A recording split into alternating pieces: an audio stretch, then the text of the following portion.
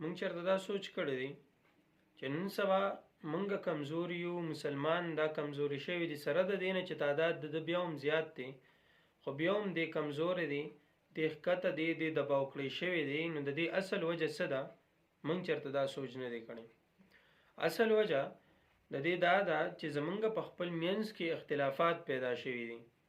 حالانکه قرآن مجید هم په دې خبرې باندې زور راوړی دی چې تاسو یو الله ومنئ، یو پیغمبر ومنئ، د یو دین د هغې پیروکار شئ، په یو دین باندې عمل شروع کړئ، ولا تفرقوا، تاسو جدا جدا مه کېږئ. قرآن مجید کې الله رب العزت فرمایي واعتصموا بحبل الله جمیعا، تاسو د الله تعالی په دین باندې د هغه په رسۍ باندې په مضبوطیا سره منګولې ولګوئ، هغه ونیسئ. ولا تفرقوا، تاسو جدا جدا مه کېږئ.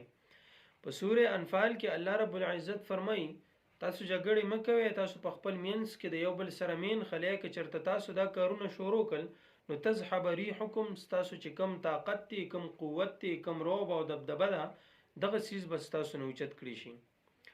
هر کله په مسلمان کې چې اتفاق او اتحاد نو هغه په ټوله دنیا باندې حکومت کو. اوس چې مسلمان نه اتفاق لړ، اتحاد لړ، یو مسلمان د بل مسلمان دشمنو ګرځید، بل مسلمان د بل مسلمان چې کوم دی دشمن هغه وګرځید، په دغه صورت کې د مسلمان رعب، دبدبه، طاقت او قوت هغه ختم شو.